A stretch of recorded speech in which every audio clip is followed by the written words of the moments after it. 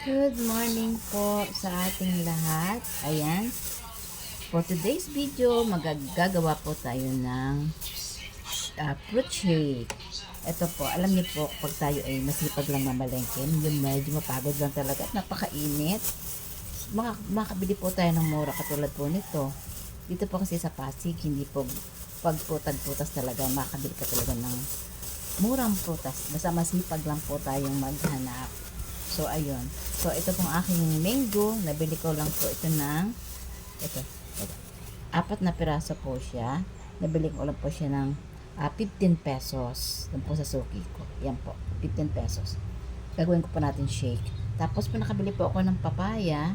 Ito po yung papaya ko. Yan. Ang laki po ng papaya. Nabawasan ko na po yan kasi ito po siya. Ayan. Isang papaya po. Nabili ko po siya ng 20 pesos only. Yan po ang lola. Talaga po nag-iikot ako kasi kung di naman kayo mag-iikot, kung di kayo harap ng mura, talaga namang mapamamura ka talaga kayo sa presyo. Tapos na pong aking banana, ayan, lakatan, 20 pesos din po. So, total of only 55 pesos po. Yan po yung ganyang karaming prutas na nabili ko. 4 na pirasong mangga, isang papayang malaki, at saka saging na 8 piraso. So, ayan po. Mamaya po gagawin ko po siyang shake. Alam niyo naman po pag di pa pag sa mall kayo bibili ng shake, yung kabiak na, yung isang pisngi ng mangga, pag kanilang ibinenta at ginawang shake, siyempre meron yung may cup yun. Ano yun? Magkano ba? 110? 95 ganyan. Tapos, ang malalasahan nyo lang naman, parang asukal na lang at saka yelo. Parang hindi naman sila naglalagay ng ng gatas. Kasi, dagdag pa yun sa expenses. Ang mahal ng kanilang rentahan sa ng renta sa mall, diba? So, kung tayo po ay gagawa po ng sariling atin, mas makakamenos po tayo at mas ma-enjoy po natin. Kasi pag ginawa po ito yung isang mangga, 3 saging, na lakatan, pinagsama-sama nyo po. Tapos po yung papaya, binilend nyo po, makakagawa po kayo ng isang 1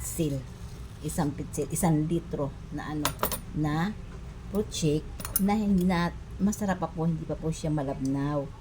Talagang prutas ang iyong matitikman. Siyempre, pag gusto natin maging masarap, lalagyan natin ng gatas. Kung meron po kayong anumang powder dyan o Alaska na nandiyan sa rep, pwede na po natin ilagay. Tapos, kaunting sugar lang para hindi naman po gaano matamis, kasi matamis na po yung ating mga prutas na binili. So, yun lang po ang ating lesson for today is wag po tayong tamarin na pumunta ng palengke kahit mainit kung gusto natin makatipid at makabili ng prutas, makabili ng ating mga pang-araw-araw.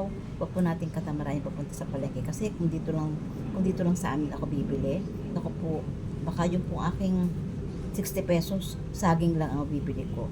So, dahil nga nag-effort ang lola pumunta ng palengke para makahanap ng mura, ayun po. Yung akin 55 pesos, yan na po yung akin nabiling mga prutas. So, yun lang po, and have a blessed day to everyone. God bless po. Ito na po yung ating isi-shake.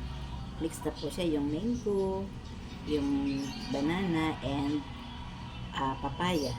Then, ito po yung ating sugar. At ito naman po yung milk. Depende po sa inyo kung gusto nyo maraming milk, mas masarap po yun. Pero sa akin po kasi, basta may alinamnam, okay na. So, i-blend na po natin dito sa ating blender.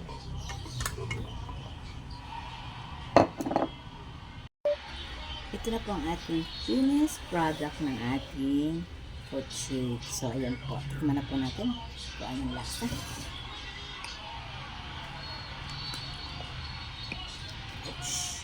Ito na po. Ayan. Tikman po natin. Kung masarap na talaga siya.